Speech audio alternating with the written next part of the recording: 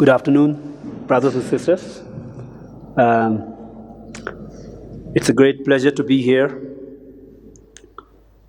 with all of you, and especially to be in the presence of His Holiness this morning. Now, the topic that I'm going to discuss is life and consciousness.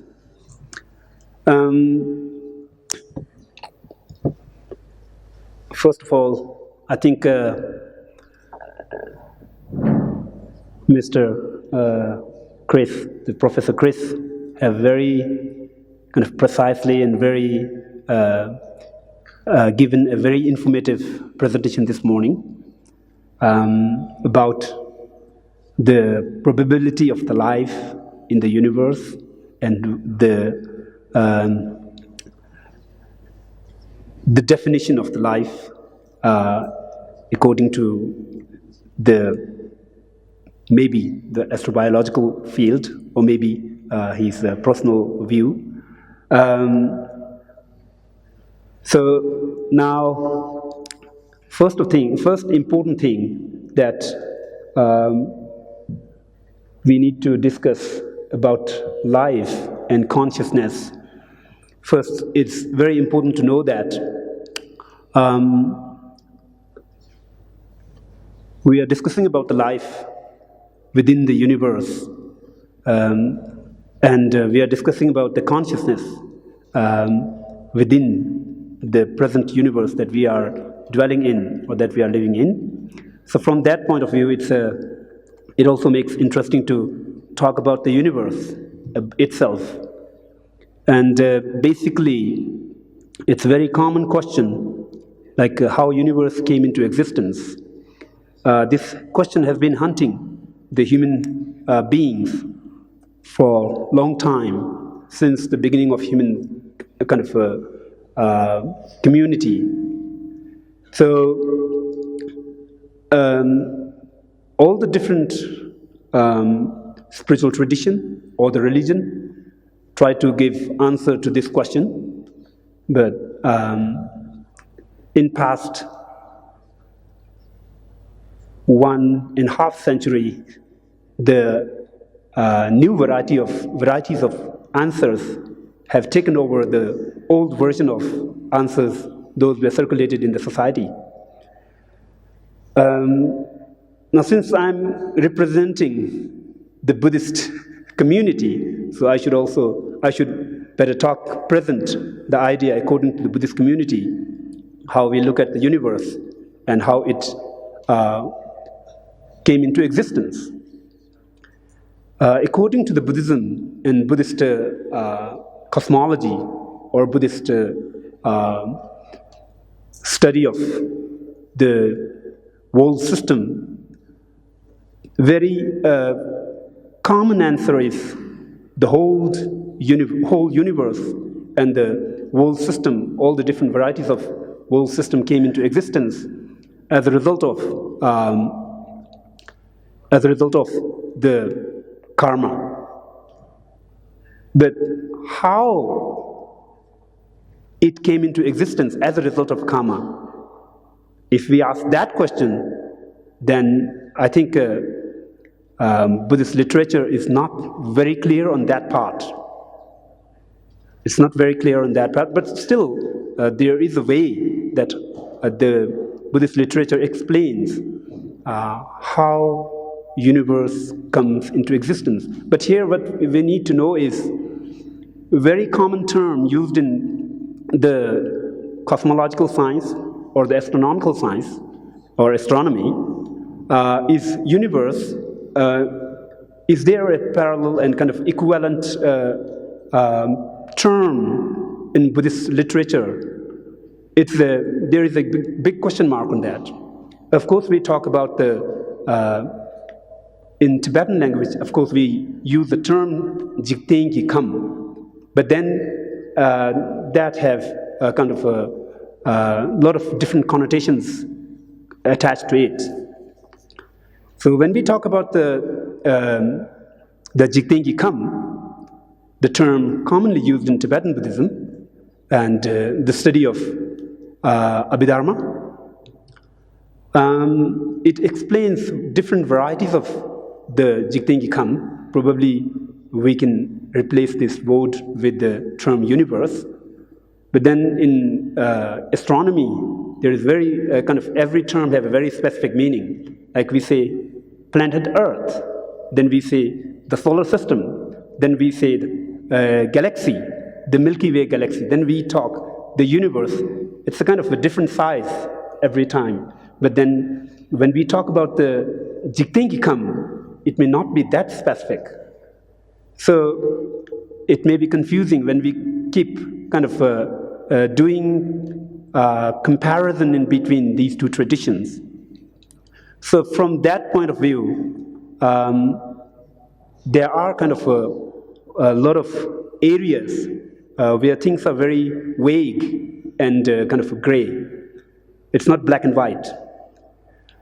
So just according to the Abhidharma, when we learn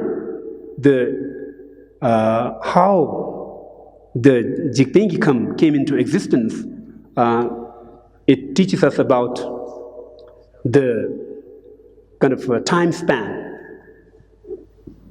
The whole circle of time span, according to the Abhidharma, takes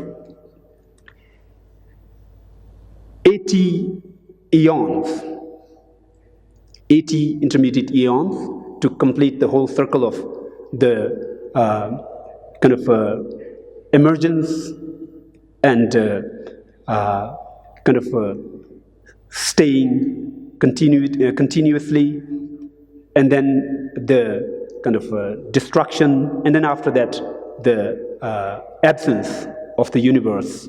So from that point of view, it built up in a whole circle of 80 intermediate eons. So within that 80 intermediate eons, the whole circle of these activities get completed. But these are very, very traditional way of explanation according to the Abhidharma. And we don't say that, I personally don't claim that this is the truth. As His Holiness has told this morning, that for me it doesn't matter world is flat or world is kind of round. It matters that the human beings need to be happy. And for that, it matters to learn specific varieties of teachings. Those are presented in Buddhist philosophy and Buddhist science and Buddhist spirituality. So somehow the existence of universe, if universe doesn't exist, then there is no question of us talking about the life, because there is no place for the life to exist, at least generally according to the present understanding of human beings. So according to the Buddhism, universe is a product of the karma, but then there are a lot of huge details in certain way, and then but there are certain questions, those are not addressed at all. So it is like that. Then next question comes, who created it? Because there are different spiritual traditions. There are traditions who feel that it is a design. Universe is designed. So if it is designed, who designed it? That's a very common question, common mentality. So there comes into the picture the creator. There are various traditions, various kind of contemplative tradition or various religious tradition. They claim there was a creator and that created the world, and then there is a kind of specific details of how the world, how the universe and the world was created. So it's like that. Now this is the same thing in Tibet. Now here, we go here, which is almost same thing that I have explained. Out of various scientific theories on beginning of universe, commonly accepted one at present is Big Bang theory. Now this appears to be very commonly accepted by all the scientist community. But there were a lot of kind of different varieties of theories initially, probably around in past 100 years or 150 years. But in the course of time, it seems like Big Bang theory has kind of prevailed the scientist thinking, and then now it become kind of almost commonly accepted theory.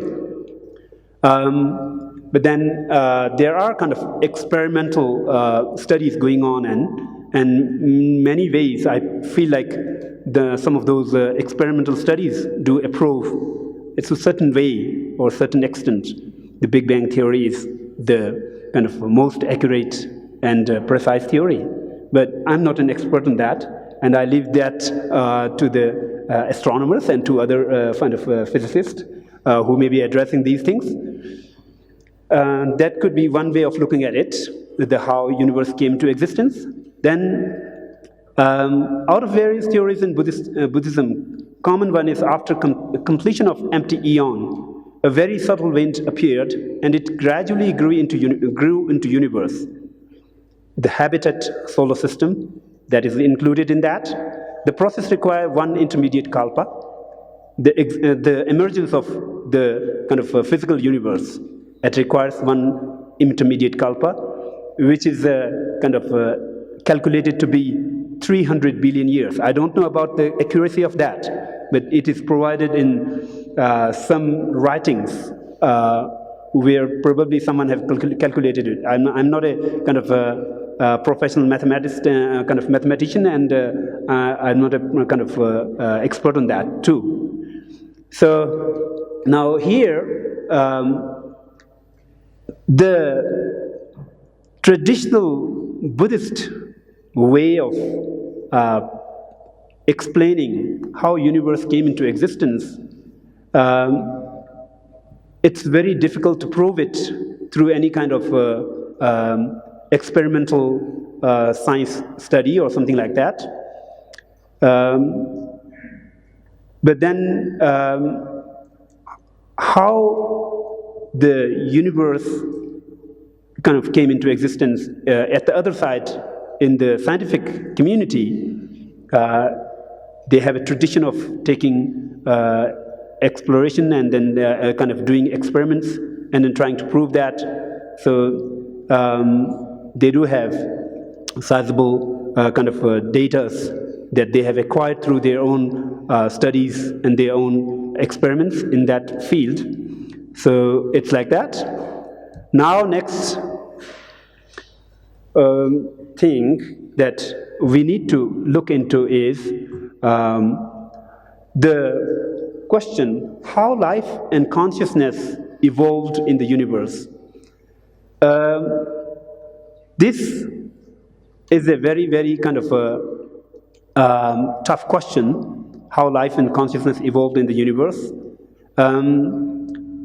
The Buddhism and Buddhist science or Buddhist study of life or Buddhist study of kind of Abhidharma also have its own way of explaining how life came into existence in that universe which was produced through the explained process.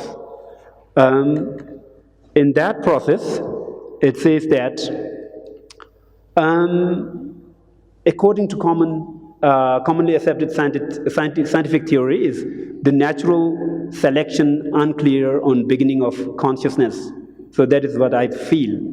The evolution, they explain it through the natural selection, which is once again the kind of field of study of the other friends. And consciousness, I think, once again, is scientific community or the community of scientists are not kind of really addressing that part with kind of real efforts in that direction. But at the other hand, the Buddhism or the Buddhist studies explains life has been existing in the universe eternally. Instead of explaining how it began, emphasis is put on explain how it recycles or continues. It applies to consciousness too. So here, Buddhism never tells us, in general, how life has started. Because it's an irrelevant question. It's irrelevant in a sense that, according to the Buddhist belief system, or according to the Buddhist philosophy, life has been existing without a beginning point. So if something is existing without a beginning point, there is no way. It's irrelevant to explain, or it's irrelevant to keep saying or explaining about the beginning point, how it came into existence. So that is Buddhist point of view on the life in general, and it also applies a similar way to the consciousness. Because according to the Buddhist philosophy, consciousness is existing without any beginning point. If something doesn't have any beginning point, there is no way that you can explain it started that way and it started it this way. So from that point of view, it doesn't really make sense of talking about the starting of the kind of life and consciousness. But then, as His Holiness have put it forward this morning, the most important part is the happiness, and it is related to the consciousness and the mind. So, according to Buddhism, it's very important to study the consciousness. How does it occur, and how does it sustain, and how it can be kind of modified, how it can be improved, and all those things. So that is a kind of a vast field of study in Buddhist kind of academic or academic community or academia. And in the same time, life does exist. That is a very common experience that we feel in our day-to-day life. And life is an important factor. So it's very important to know how does it kind of sustain, and how does it recycles. So in that part, Buddhist teachings explains in detail the recycling process and the continuity of the life. And when we talk about the recycling process and the continuity of the life, we first need to know what is the life. If we don't define the life, there is no way that we can talk about the recycling process and continuity of the life. So it is all dependent on the definition of the life. How do you define it? My friend, Professor Chris, has already kind of explained the definition of the life according to his point of view, or maybe the astrobiology field of point of view. But then there is a Buddhist point of view about what is life. Now here I put it forward. Scientists says definition of life is surprisingly difficult to biologists to agree on. That is what you have written in your book. I have taken it from there. And you already said the same thing in this morning. And everyone agrees on the attributes of the growth and reproduction. That is one way of explanation of the life, or the definition of the life, according to certain field of science. And another thing that Professor Chris put forward is, idea of life as flow of matter and energy makes perfect sense. So that is what you also explained this morning. So these are the few kind of definition that I found in the kind of books that I've read on the life, how it is defined in the scientific community and kind of by the scientists.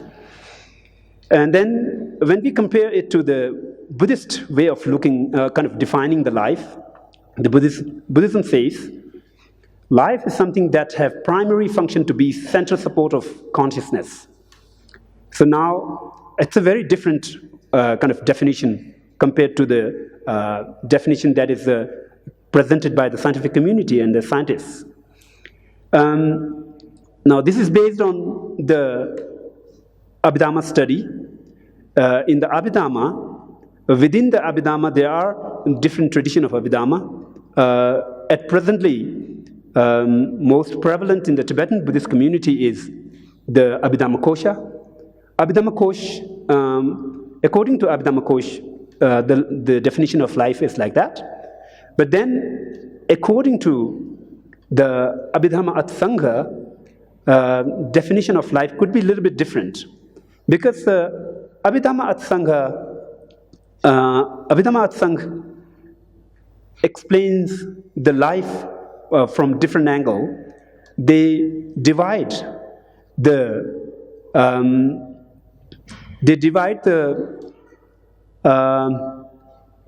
life force into two categories. One belongs to the category of consciousness. It is taken as one of the main kind of mental factors. And another part of it belongs to the category of the form. It is understood as the sixth sense organ. So it's a very distinct presentation than the presentation according to the Abhidhamma Kosh. So, but more prevalent in the Tibetan Buddhist studies is the explanation that is given in the Abhidhamma Kosh. So we just take the explanation of the life in that way. And then now, when we talk about the consciousness, once again, we also need to define what is the consciousness. Now, if we don't define the consciousness, we cannot talk about the existence of consciousness and the emergence of consciousness and such things. So it's very important to know, how do you define the consciousness? So here, a scientist says, I don't know what they say. Maybe, I think sometimes I feel like there are big question marks they put in front of the consciousness. They may be confused in certain occasions, but I'm not sure. I have no idea what really means consciousness to the scientific community. Then the Buddhism explains consciousness as something characterized by clarity in its nature and having function of knowing. So this is a kind of Buddhist point of view. The consciousness should have these characteristics. In nature, it should be clear, and in its functioning, it should be knowing. So that is a kind of a Buddhist way of presenting the consciousness. So now we have explained the life and consciousness, its definitions. Now, next spot, or the next point is there a beginning point of life and consciousness? This is already explained in the beginning, that according to the Buddhism, life and consciousness in general have no beginning point, but life on planet Earth or in this solar system may have started almost 19 eons ago. That is Buddhist point of view according to the Abhidhamma.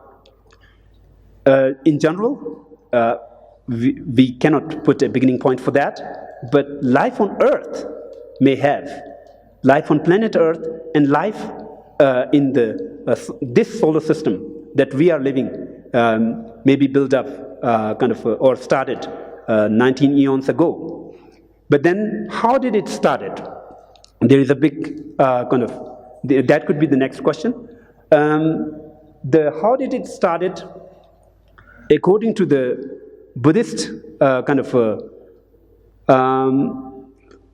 study of cosmology and the study of life, after the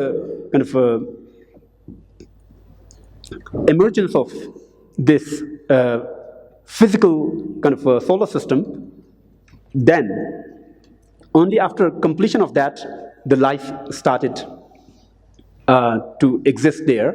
And it was started from upward down. According to Buddhism, it's not like the amoeba moved step by step towards a kind of emerging into a form of like intelligence and all those things. It is moved from upside down because there is a level of existence which cannot be destroyed or which cannot be destructed. It remains forever. So in those level of existence or those planes of existence, life is always available. So from there, the one variety of life dropped down into this solar system, and then in the course of time, more and more varieties of life then dropped down, and then it evolved here. So this is the process according to the Buddhism. Now it goes step by step, it goes all the way down to the like last step, and then there will be the kind of the continuity of the universe, a kind of the solar system for a certain period, and then after that it starts dismantling. So that is the Buddhist way of looking at it. And next question is, where and how do life and consciousness thrive? Under what conditions do they flourish? So this one is like for thriving in sustenance of life and consciousness, according to the scientists, they require nourishment like air, water, and various other factors. For flourishing, they may need carbon or amino acids. There are lots of question marks. I've taken some of them from your book, The Living Cosmos, and I think maybe some of them are not, but it's basically most of them are from your book. And then next is, Buddhism says, 4 types of nourishments are needed: food, contact, volition, and concentration. Maybe carbon could be necessary for a specific type of limited variety of life, maybe, but the text won't say anything about the carbon, because carbon was a particle which was not known in those days, at least in its present, with its present name. So it is not explained in that. Many questions raised by scientists are new to Buddhism, so it is not clear on those. The thing is, when we talk about the food, according to the Buddhism, there are different varieties of foods. Like basically foods are like, those are comprised of kind of mass and taste and liquid and those types of things. But that kind of food is just required for a specific variety of lifestyle. Not all the types of lifestyle need that kind of food, or varieties of life need those kind of foods. The contact is different variety of food, kind of nourishment that is needed, and it is needed by a different kind of varieties of life. And volition and concentration is also a kind of nourishment that is needed specifically for the existence and for the continuity of the consciousness. So, as I explained in the beginning, from the Buddhist point of view, life is kind of a very foundational and very kind of a primary support of the consciousness. If we look at from that point of view, it makes sense why the contact, volition, and concentration is explained as a nourishment, which cannot be acceptable to the scientific community because life is explained from a different perspective. So next thing is it possible to improve life and consciousness? If yes, how to improve them? So when we get there, scientists say that yes, but methods vary greatly, ranging from medicine, science, business, education and technology, etc. Buddhism says yes, methods are explained in great detail, mainly spiritual training taught in Dharma, in the way to elevate life and improve consciousness. Now here, I think we are, instead of addressing the kind of life and consciousness itself, if we address this part, then comes into the picture the Buddhist spirituality. So Buddhist spirituality is something that is very different from the science. So in Buddhist spirituality, it explains the kind of detailed method how to improve the life, how to improve the consciousness, how to make consciousness grow more kind of efficient and more powerful, and a lot of such characters. How can it be improved? Like specifically, when we talk about the concentration and when we talk about the kind of insight and all those things, those are the ways that can be employed to improve the consciousness and elevate one's consciousness to the higher level and make the life more kind of meaningful and make one's living more peaceful and happy. So that is that way. Is it possible to produce new life and new consciousness? This is another question. So here, science probably say maybe, or probably say probably or yes, but I'm not clear on the science part of it because it's once again a kind of a field that to be addressed by my friends. Buddhism says no, there is no chance to produce new life. Life produced at present must be continued from the source life in past. It's a recycling process. No chances at all to produce a fresh new consciousness without involvement of source consciousness in the past. So this is very clear. Buddhism is very clear on that. There may be some, just recently, the question was asked to Professor Chris by, David. Is it possible to kind of produce new life? So, according to the Buddhism, it is not possible at all, unless there is not involvement of a life that is existing. Before that, there is no possibility. Now, in the consciousness, when we talk about the consciousness, it applies completely similar way. So there should be a kind of continuity of the consciousness. So from that point of view, now, okay, I'm coming to the end.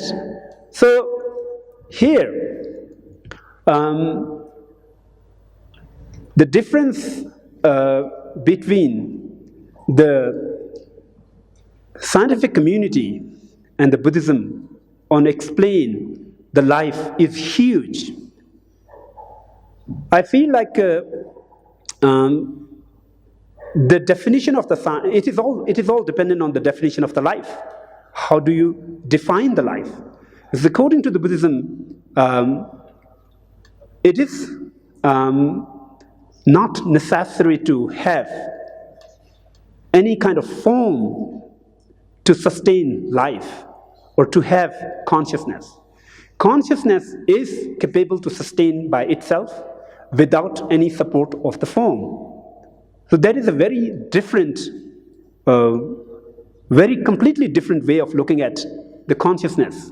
Because the scientific community's approach, I think, is based primarily on our day-to-day experience, how we experience, how we interact with the rest of the world. But Buddhism explains the universe and the world in a much wider perspective, which makes huge differences in between these two traditions. So, from that point of view, there are huge differences. But I think there could be certain areas that the Buddhism or the Buddhist study of life and consciousness can agree with some of those findings of the scientific community. After all, scientific communities study is focused on something, and it can be right, or it can be kind of appropriate to agree with them on that particular issue, but not on a kind of overall issue in a big scale. So that is what I feel. So I would like to stop here and you're most welcome to bring up the questions. Thank you very much.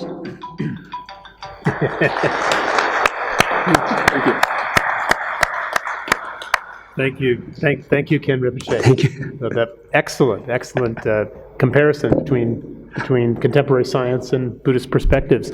We'll start just to check in with our panel up here to see if there were questions, and I know that you're producing questions from the audience, and if there's not time to get to them in our short period here, we'll do our best to attend to them in the panel later. Let me reintroduce our esteemed panel on stage here. Geshe Sangling Tulku on the left, and Nawang Palki, Geshe Jamyang Tendar, and Karma. So, any questions from you all?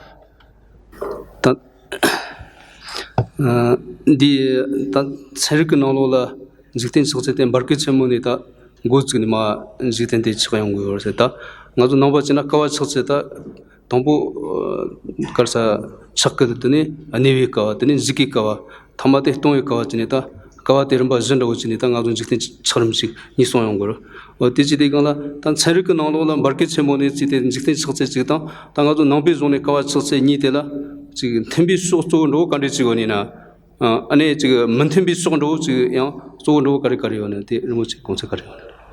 So Geshe-la's question is that, like, in scientific system, we talk about the Big Bang as the beginning of the universe, and in Buddhist traditions, we talk about the emergence and the existence, and finally the end of the universe. And there's a specific cycle about the beginning and the end of the universe. And so when we bring these two traditions together, which are the diverging points and which are the converging points between these two philosophical traditions when they talk about the existence of universe? Tadina Chidam Kozu Tuzuk Chan Chevina, Tango the Tuya Kung Mevadojre, Thiri Chon Chevina. Lo billion chuksum ne jonga padruwa tin di ma ti thungdong shibujre ta thungdong shibuji thanga to keje di korat pet tanda keba parge geju keje jorwa kyung dosa khora yamarda ta parge geju keje dinga to she undi tambala ani parge chigla billion sumge tamba lo billion sumge chin shas mi ti gedu di she ngorwa di imbi ina ta ngozu keje shesa kor de yamar tuzuk chanchena. The Tuzu Chani get a Masheviche, the Tuzu pass Pasha, Tini Yang of the Shindaji Ton get Shevna, then they say you get something. Manzugi share the Toma Jigde Chadan, the Jigde Chaya Juma, Lung Juma Tamu Shibuji, Ani, you get Ma Yumbares, something Namden Ma Yumbare, T, Ani the Rebeki Combechini, that Jigding net Chavres, Lushigurva, Didi, Chikuni. Keba the Tuzu Gejajora, Tipa Yuni, Gejavina, Penny Tumbecha, Young Missiba Mare, Young Sigre. In a deck, Tuzu chatting Yamakura, Shun Sheva Tara Shavan, and Kuntuya Samare. She's a dinis sometimes. So I explained him if we kind of retain the time span that is given in kind of Buddhist Abhidhamma text that took to emergence of this kind of solar system, and then the existence and sustenance of it, and then kind of a destruction of it. If we retain that kind of time span, there is no way that we can kind of get closer to the Big Bang. If we kind of completely wipe that out, and then after wiping that out, if we try to kind of combine or do a comparison in between the Big Bang and the Buddhist way of explaining the emergence of the universe, there could be certain points that we can say that it appears quite similar to that, it appears quite similar to that. So it's like that. So I have a question. Yeah.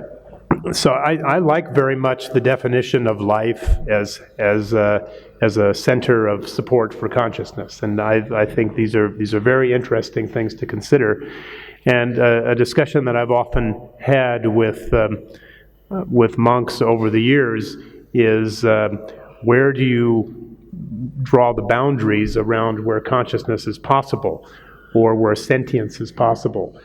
So you consider a sentient being perhaps to be a fly, but is a plant, a sentient being. And I'm wondering what you or Abhidhamma, might have to say about what is possible as, can bacteria be conscious by these definitions? I don't know bacteria have a kind of intelligence or not. If bacteria have a capability to think, then I can accept bacteria to be conscious and be a sentient being. So it's all dependent on we don't accept the idea that plants can think. So as long as anything that cannot think, that don't have that capability to think, it is not to be accepted as a sentient being. So bacteria, it is all dependent on if the bacteria can think. What do you mean by think? Think means the bacteria can have planning, and then based on that planning he can move, and he can kind of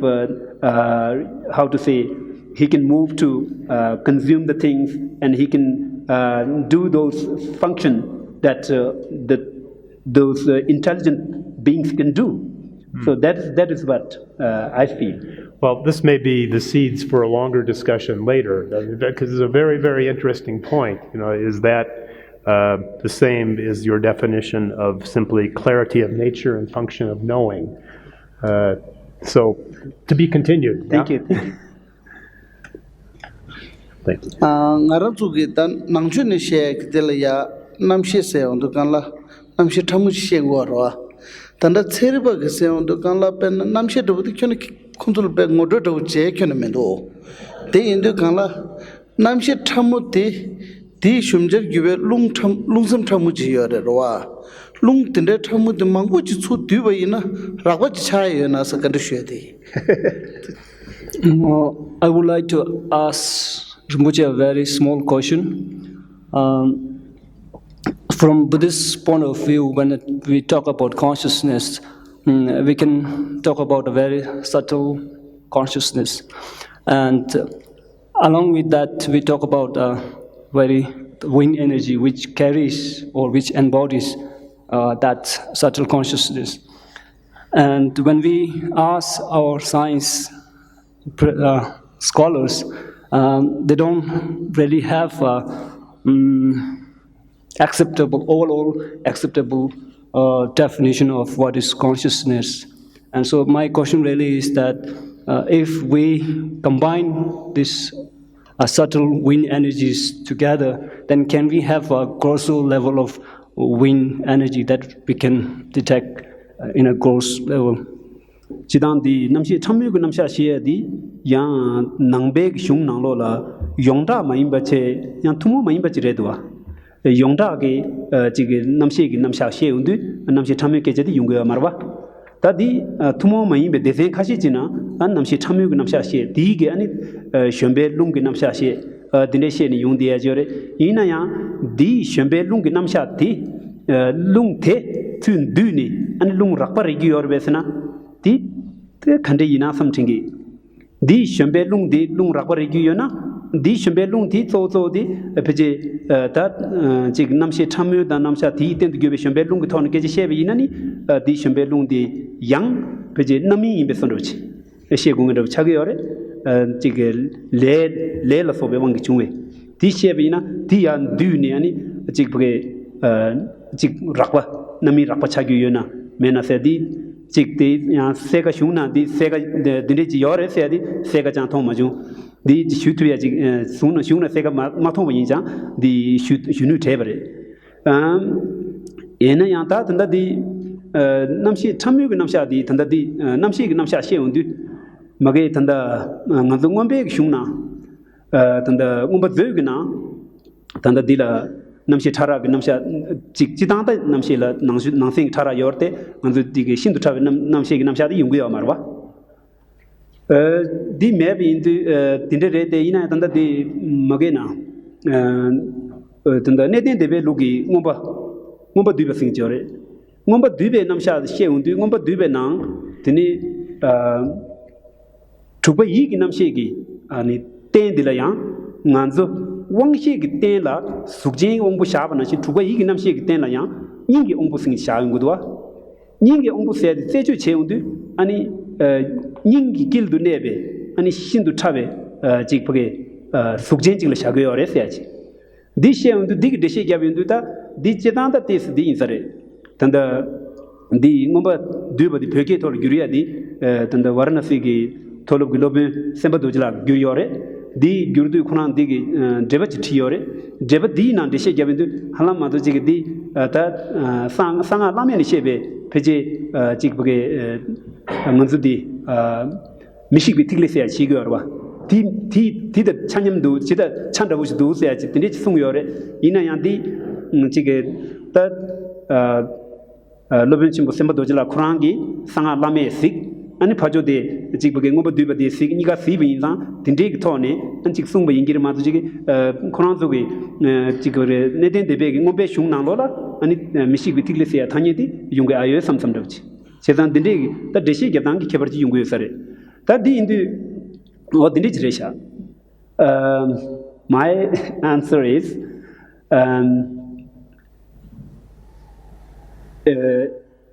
in general Buddhist studies, the explanation of this kind of very subtle consciousness doesn't exist. It is a very specific kind of explanation that is found in very specific part of Buddhist studies. And that is a very kind of a common and prevalent in Tibetan Buddhist tradition. It is not common in other Buddhist traditions. So from that point of view, from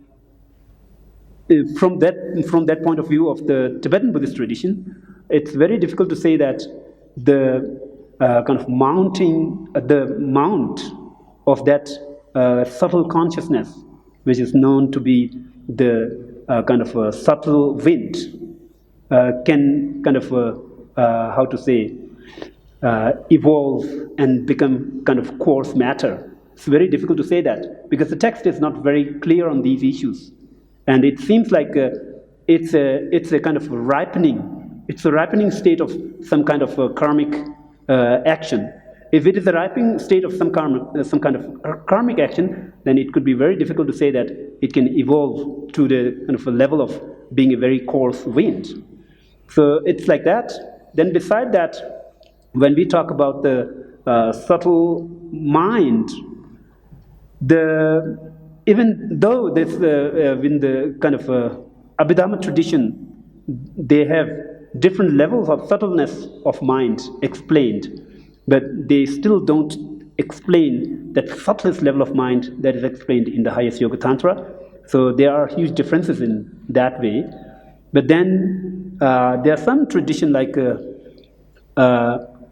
Abhidharma studies done in the Pali tradition, specifically the text is Abhidharma Atsangho. It is lately translated into Tibetan, and it's available in Tibetan language now. So in that text, the Abhidharma Atsangho explains or kind of put forward a presentation of the sixth physical sense organ, which is the kind of unexistence, which doesn't exist according to the Abhidharma Kosha tradition, but the Abhidharma Atsanga tradition explains that kind of a sixth physical sense organ, and which is kind of explained as a base of the kind of a sixth consciousness.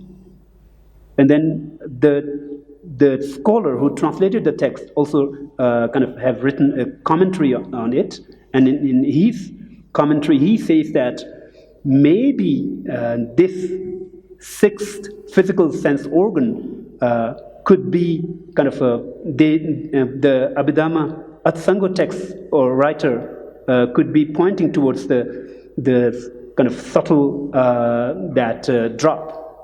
subtle drop. But none of the Abhidhamma literature explains about the subtle drop. So it could be possible that the scholar who translated this text from the original Pali language, because he has knowledge about this subtle drop and all those things, because he is an expert in Tibetan Buddhism, so he may have felt, or he may have kind of put this idea forward that they may be kind of referring for that. So it's like that. Thank you, Ken Rinpoche. Yeah. I think